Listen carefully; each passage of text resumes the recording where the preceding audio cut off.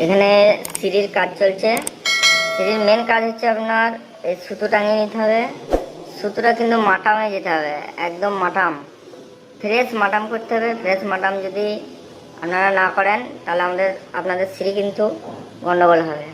তার জন্য সব থেকে জরুরি হচ্ছে সিঁড়ি মাটাম করা। সিঁড়ি এইভাবে সুতো টাঙিয়ে নিতে হবে। সুতো টাঙিয়ে নিলেন, প্রথম যে রেজারটা লাগাচ্ছেন এই রেজারটাকে আপনাকে মাটাম করতে হবে। এই রেজার মাটাম করে পুরো সিঁড়ি আপনাদের সঠিকভাবে উঠতে থাকবে।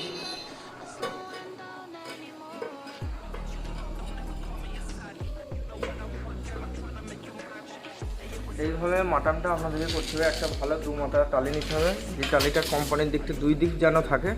ঠিক এইভাবে আপনাকে রেজারে ফাটিয়ে আপনাকে দেখে নিতে হবে যে মাটামটা সঠিক হচ্ছে নাকি। কিন্তু মাটাম আপনি ওই লোহার মাটাম যেটা বাজারে কিনতে পাওয়া যায় সেই মাটাম দিয়ে খবরদার মাটাম করতে যাবেন না, কারণ ওই মাটামগুলো ঠিকঠাক থাকে না।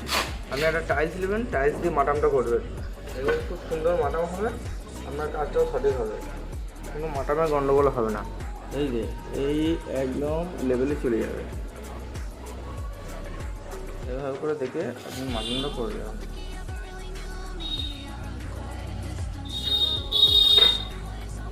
সুবিধা হবে, একদম সুতোই চলে যাবে। যা গ্যাপ দিয়েছি আমি সেই গ্যাপ অনুযায়ী আমার সোজা আছে, কোনো ব্যাখ্যা নেই।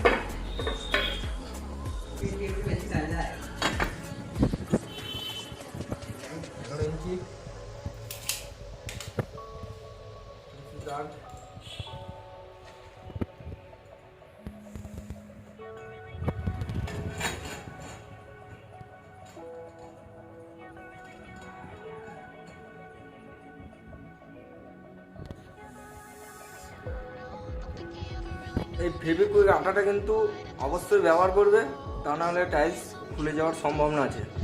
ঠিক আছে, যেহেতু রাইজারে আপনার টাইলস দেওয়া হচ্ছে, তাহলে টাইলসের তলায় আপনারা একটু পাঁকি লাগিয়ে নেবেন। পাঁকি লাগানোর পরে এইভাবে করে রাইজারে ফেভিকুইক ব্যবহার করে নেবেন, তাহলে এটা খুলবে না। আর এবার একটা টাইলস কাটবে, টাইলস দিয়ে এরকম মাখানো করবে।